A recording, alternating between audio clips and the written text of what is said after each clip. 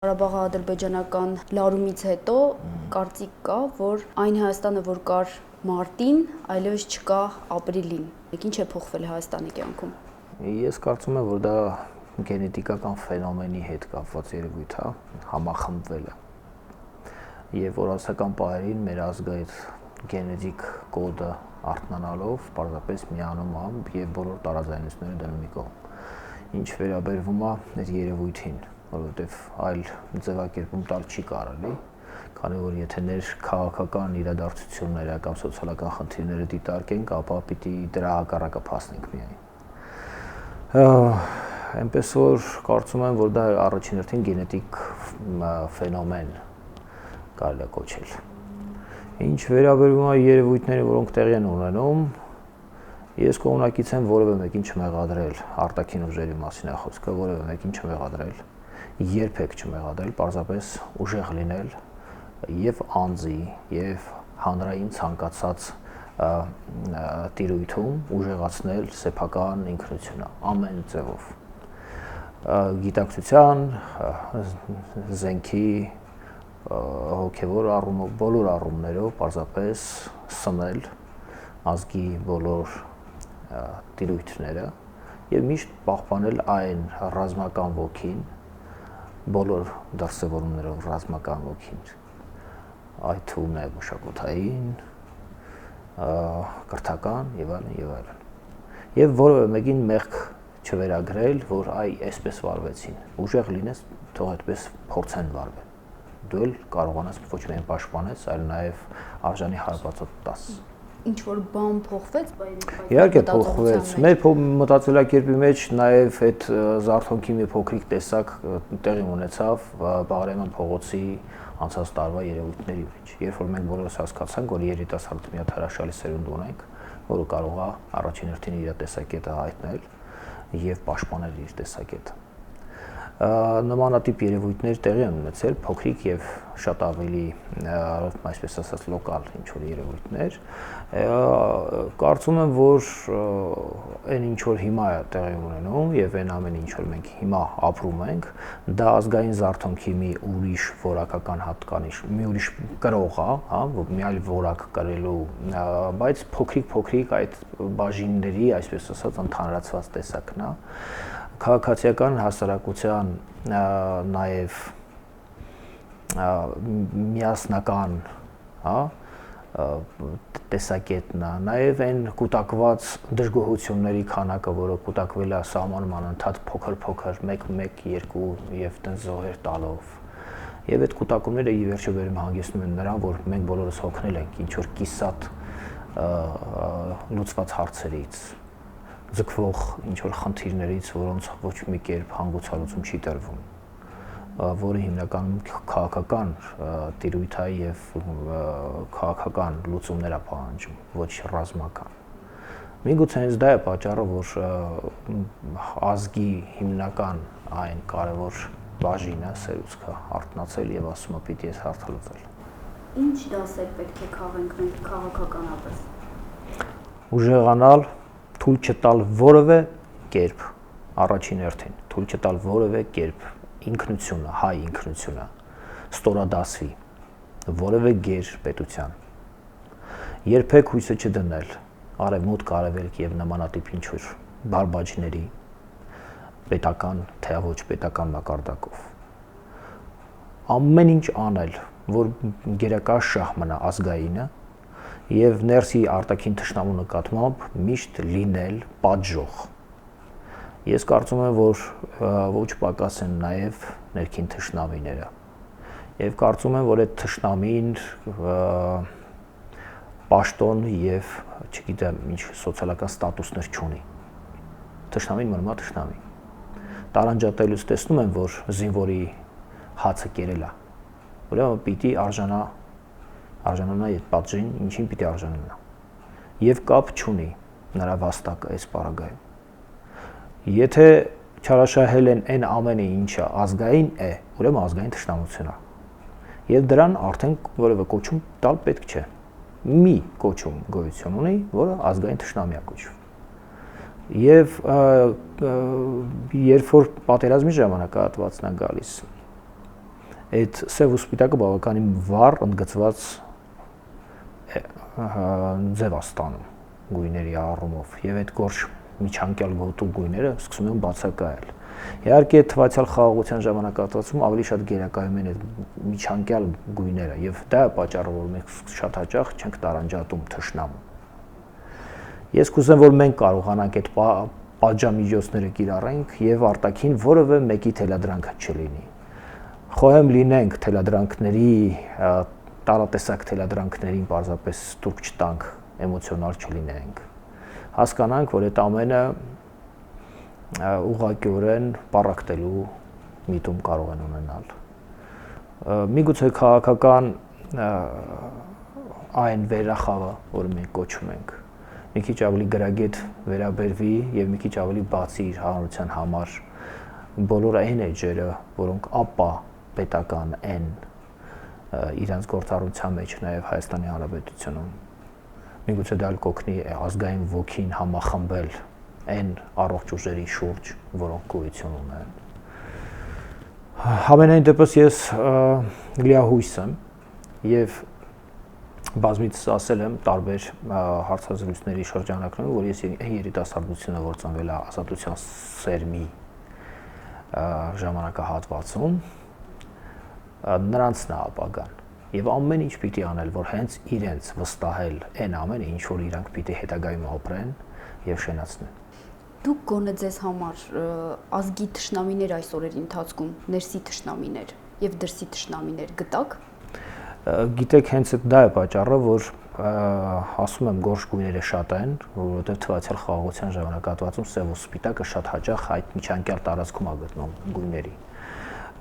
Եթե ինչ որ բաներ էլ գոյություն ունեն վերապահումով ինքս ինձ համար, որովե բարձրաձայնումներ չեմ արել երբևիցե, որովհետեւ գտնում եմ, որ շատերը կարող են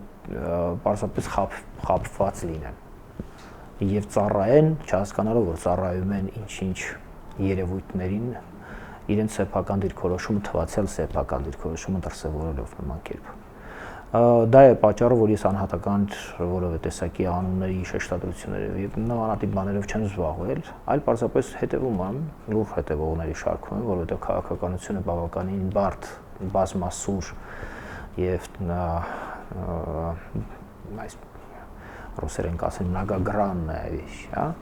շատ բազմանկյուն երևույթ է։ Դա է պատճառը, որ ես որևէ մեղադրականներ չեմ հնչեցնում։ Պարզապես առաջնորդվում եմ մի սկզբունքով խավարի մասին խոսալու փոխարեն մեկ մանվառիչ։ Արա այն ամեն ինչ որ գտնում ես պետք է անես, ինչ գտնում ես հարկ է անելու,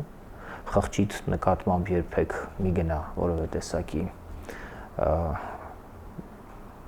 սպեկուլյացիաների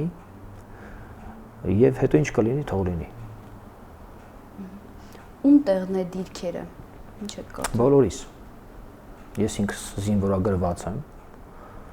եւ սպասում եմ հերթական զանգին, երբ կզանգեն այդ ժամանակ էլ իրենց պատրաստ սպասում եմ։ Նա ամեն մեկը պիտի պատրաստ լինի ու որևէ բան չի նշանակում, եթե ես այստեղ լիքը անելիքներ ունեմ,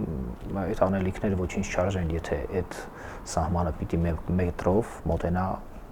մեզ, որովհետեւ մենք բոլորս ինքնության խնդիր ենք հիմա դրել մեր առջև եւ ինքնությունը պաշտպանելու։ Ազգը դա մեր ինքնությունն է, մեր տեսակն է, մեր կերպն է, մեր արարչագործական արմատն է, որը պիտի պահպանել, պաշտպանել, որ հետո խաղաղության մեջ կարողանաս փոխանցես։ Ձեր ուղերձը ժողովրդին, սահմանում կանգնած զինվորներին բոլորս պիտի ուժեղ լինենք, անհատից սկսած եւ միջավայրին ուժեղացնելով։ Ես խաղաղության կողմ եմ, բայց եւ պատրաստ ցանկացած բան, ինչ որ անհրաժեշտ է խաղաղությունը ստեղծելու անել։ Կոչ եմ անում բոլորս ուժեղ լինենք առաջին հերթին եւ ինչ պետք է եւ ինչ գտնում ենք ճիշտ անելու այդ խաղաղությունը ձեռք բերելու համար ամեն ինչում պատրաստ լինենք։ Այդքանը։ 1-2 հարցեր քաղաքական ենթատեքստով։ Ես քաղաքականությունից հեռու մարդ եմ իրական։ Խաղաղապահների առումով ինչ եք կարծում, կարիքը կա։ Ես կարծում եմ, որ նմանատիպ երևույթները կարող են նաև վնաս տալ, որովհետև խաղապահը շատ հաճախ հետո ինչ որ մեկի կողմը կանգնելու խնդիր է ունենում։ Այդ ստատուս այսպես ասած հավասարակշռությունը պահպանելու մեծ վտանգ կա, թեպետ ես քաղաքականությունից հեռու մարդ եմ, կրկնում եմ, եւ նյուանսներ գոյություն ունեն, որոնց կարող են չտիրապետել, բայց կարծում եմ այնտեղ որտեղ խաղապարներ հայտնվում են, իրենք կոնֆլիկտը սառեցնելու եւ իրար սեփական ինչ-որ շահերը կարող են ունենալ, որոնք մենք էլի կրկին եւ կրկին չնկատենք։ Իսկ Հայաստանը պետք է ճանաչի Ղարաբաղի անկախությունը։ Դա կնշանակի շատ զոհեր տալ, որովհետեւ այս պարագայում մենք պիտի մի ակնկալենք դա։ Միգուցե այս հրահրման ընթացքը լավ առիթ էր շատ արագ կազմակերպվել եւ հայտարարություն տալ, որ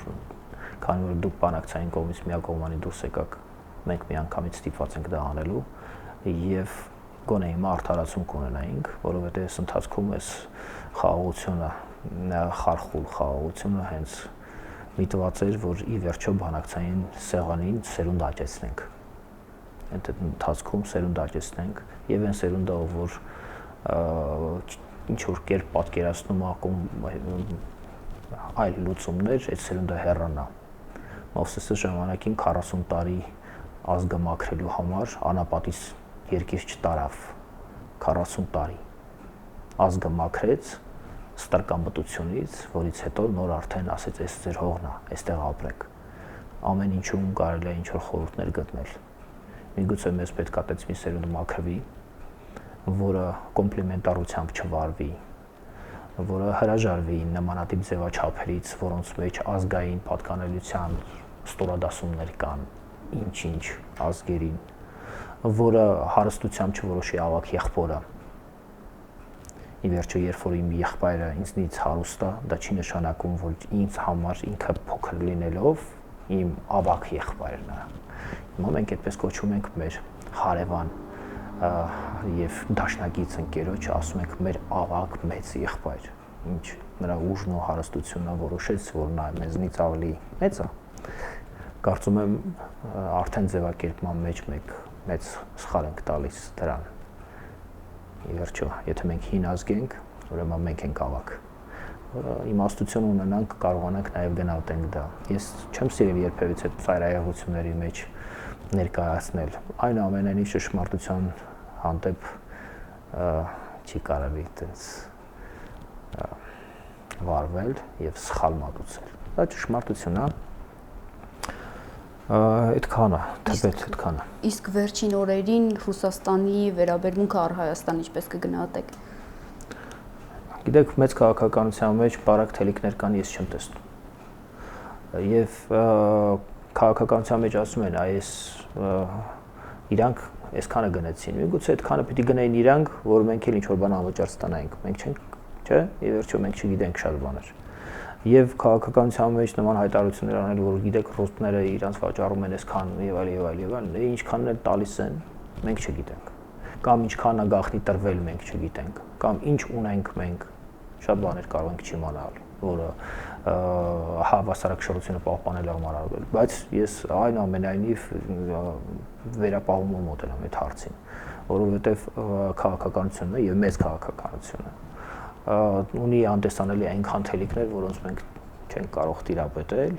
եւ էմոցիոնալ կերպով ասենք, այ տեսնում եք մեր դաշնակից այսպես վարվեց։ Ինչ-ինչ չճանաչենք եւ չհասկանանք այն երևույթները, որոնք կուլիսներից այն կողմ են տեղի ունենում։ Այդ առումով վերապահումով մոտենալով ասեմ, որ ոչ ողջունում եմ, ոչ էլ հակառակը, որովհետեւ չգիտեմ։ Բայց այնուամենայնիվ մեր ուժը մեր միասնության եւ մեր ամեն անձի մեջ, որ մենք կարող ենք ապրել, եւ եթե մենք ուժեղ լինենք, ինչ կապ ունի կողքներս, ով է մեր դեմ։ Ուժեղ եղիր, այդքանը։ Մնացած որևէ մեկին էլ մի մեղադրիր եւ արդարացումներ մի փնտրիր, ինչու ինքը այդպես վարեց կամ այսպես վարեց։